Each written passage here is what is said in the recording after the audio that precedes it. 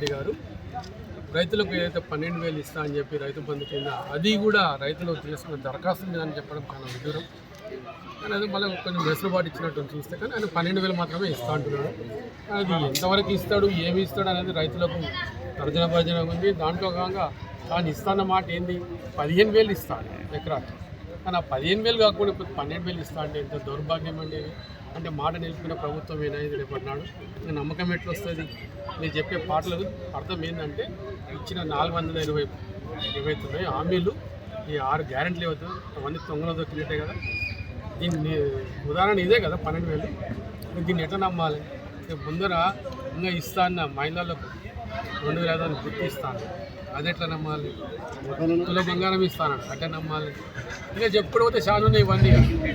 అట్లా ఏది కూడా ఈయన నుంచి కాన్పని ఇక్కడ కాంగ్రెస్ వాళ్ళు ఎప్పుడు కానీ ఇచ్చింది చేసింది లేదు. దాదాపు 70 ఏళ్ల కింద తీయండి, వాళ్ళ చరిత్ర తీసి చూడండి. కాంగ్రెస్ ఇంతవరకు అయితే మీకు చేసింది లేదు.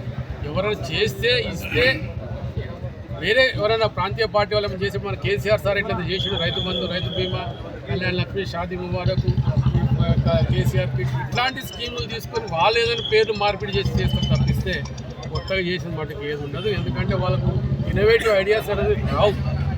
ఆ ఇన్నోవేటివ్ ఐడియాస్ వచ్చేది ఒక ప్రాంతీయ పార్టీ మన కేసీఆర్ సర్కార్లకి వస్తుంది.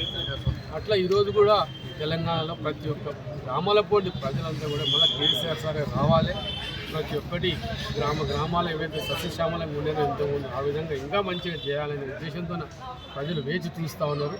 దానికి ఈరోజే ఆయనే 12,000 ఇచ్చి ఆయన చెట్టుకుని ఆయన నొప్పుకున్నాడు. ఇది మటుకు ప్రజలు చూస్తున్నారు, చేస్తున్నారు. కానీ మేము మటుకు ఆయన 15,000 ఇచ్చిందాక మటుకు వదిలిపెట్టాం సార్. ఎందుకంటే పెద్ద పెద్ద మాటలు మాట్లాడాను ఎలక్షన్, అంత పెద్ద మాటలు మాట్లాడానంటే తాను కృష్ణానది కట్టించిన మాటలు మాట్లాడి మన మొత్తం కృష్ణానది బ్రిడ్జ్ తానే కట్టించిన మాట్లాడారు. అట్లాంటి పెద్ద మనుషులకు ఇంకా ఇట్లాంటప్పుడు మనం సురుకులు పెట్టకపోతే కాదు.